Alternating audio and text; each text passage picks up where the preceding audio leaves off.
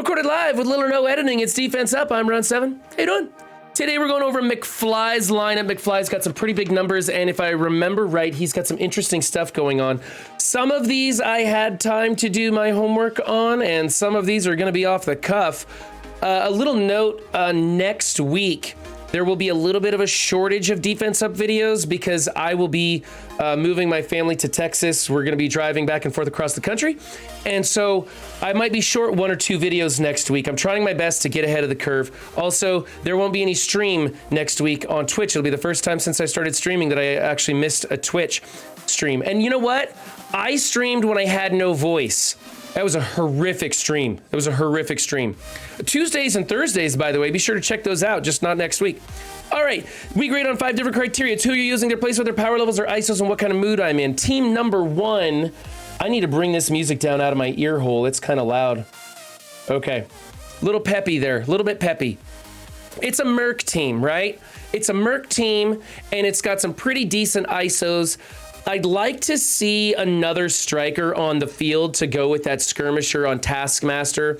Also, I prefer Riot Guard swapping places with Merc Lieutenant just because I prefer the heals going to Taskmaster rather than the deflex. Sometimes, depending on which team goes into this, the deflex actually end up in a net loss of health on your Taskmaster. Doesn't really matter though. I kind of, this is a pretty much an A team. You can switch these, some of these. Oh, you know what? You got the ISOs backwards on this. I see what you're doing. You're putting Fortifier on this guy because he's smaller and you don't want him to get knocked under. But honestly, I don't think with this power level, you're not going to have many X-Force coming into this.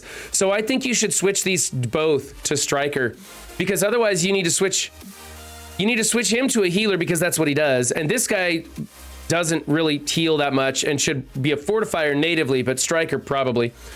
So your choice. If you think this guy's still a liability, keep him as a Fortifier, but definitely change this guy to a Striker. I'm going to say A- on that team. All right, team number 2, Skilletary. This is what it is. You could think about changing Killmonger back to his native Raider ISO, but Striker also works. You've got 2 people putting out vulnerables, 2 people soaking them up. I like the placement. I like the power levels. Everything's fine here. I'm going to give you an A for that team. Team number 3 is a Wave 1 Avengers. You're putting Doc Ock in on this team. This is pretty cool. Personally, I think you should keep maybe Hawkeye in place of her instead of Captain Marvel. Also, I think with Doc Ock on this team, you might consider putting him in between Hulk and Captain America. You're kind of losing the benefit of what, you know, the placement on this where we put the 2 tanks to one side, then there's usually Black Widow in the middle separating them. It's not really important on this one, so maybe swap it so the deflex coming off of Doc Ock are going to these 2 tanks, keeping them topped off. Also, make Hulk a healer.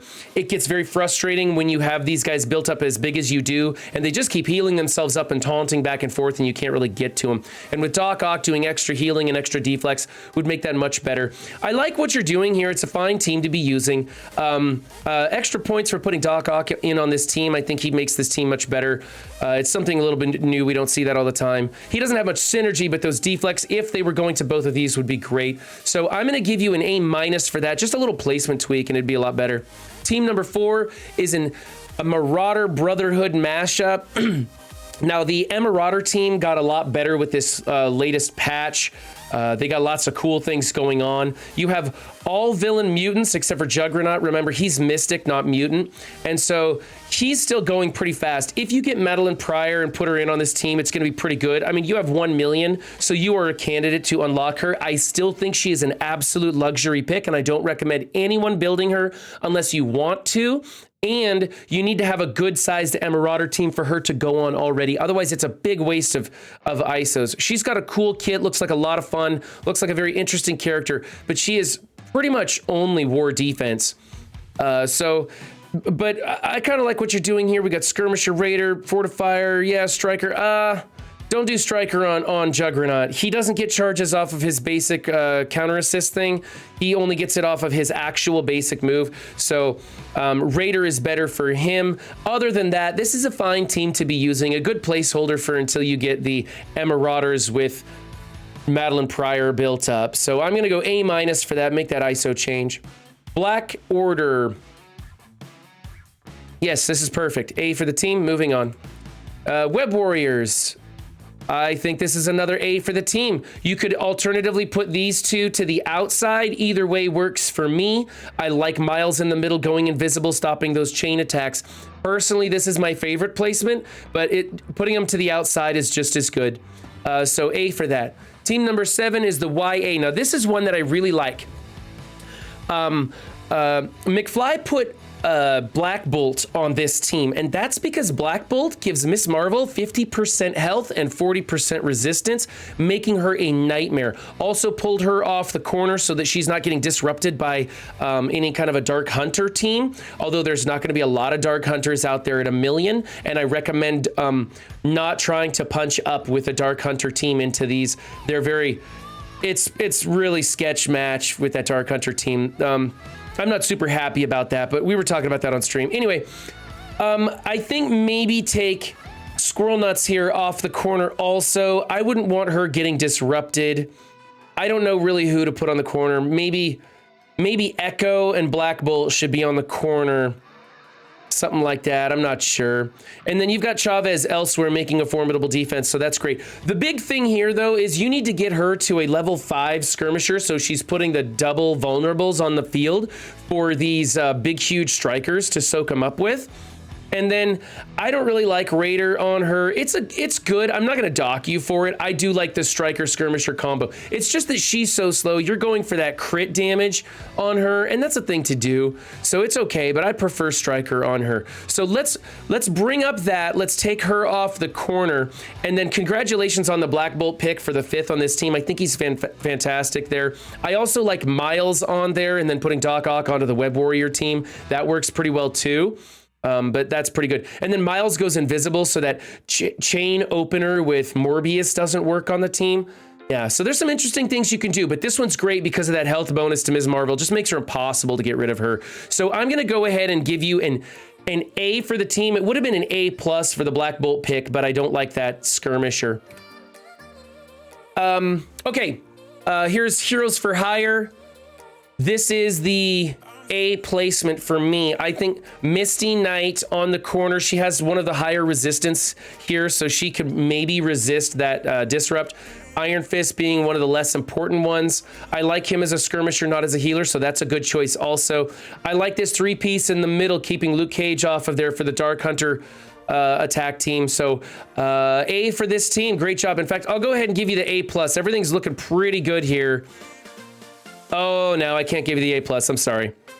You have a level 3 striker and no 2.3 skirmisher putting the double vulnerables out. No big skirmisher putting the double vulnerables out for her to bounce off of. So that's kind of a waste of an ISO there. So I'm going to just give you the A for that. Team number 9, here is your America Chavez Eternals with Doom. It's a super powerful team. Any of these speed Eternal teams are great. I love the speed meta Chavez teams. They're all fantastic. I like the ISOs you're using. Raider is another alternative for Doom, but I'm not finding a difference either way. Let's see, you do have 3 strikers and only 1 skirmisher, so if you did want to get some more vulnerables on the field, you might consider changing Doom to a Raider or changing, well, Shuri as a fortifier is probably the alternative choice, not as a skirmisher, but she does go pretty quick, and there is a niche maneuver you can use her for in raids in combination with Lady Deathstrike, using her as a skirmisher. Use her as a healer for the first one where she goes defense up first, and then the next time she comes in, her cooldowns aren't ready, and you use her as a skirmisher to place a vulnerable for Lady Deathstrike if you don't want to use Neb. It's a whole thing. Don't worry about it. But yeah, this is fine. I'm going to give you an A for that team. I think it's great. I love these Eternal teams. They're very tricky to get through. You can get in front of this with like a Zemo, Emma with Cable, I think is probably the way to do it. Something like that. And Zemo can get in front and ability block them. But when you have both of them sped up, one cleanses the other and the other doesn't take ability block. So this is a really tricky one and a good team. All right, team number 10 is the New Warriors with Surfer and Emma. I think this is fantastic. I like putting Dagger in between Deathpool and Surfer. You can alternatively put Dagger between Cloak and Surfer, but I think it's just fine going with Deathpool.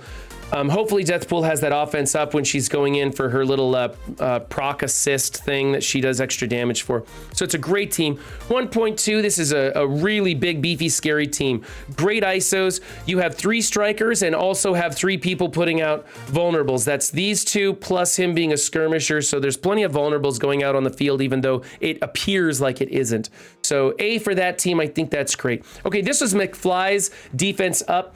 If you want your teams featured on Defense Up, links are in the description. While you're down there, be sure to hit that like button. Let me know if I'm doing a good job, and if I'm not doing a good job, tell me politely in the comments, and I'll try and make those things happen for you. Anyway, don't just have a good game, be good to yourselves and others too, and I will catch you next time. Bye.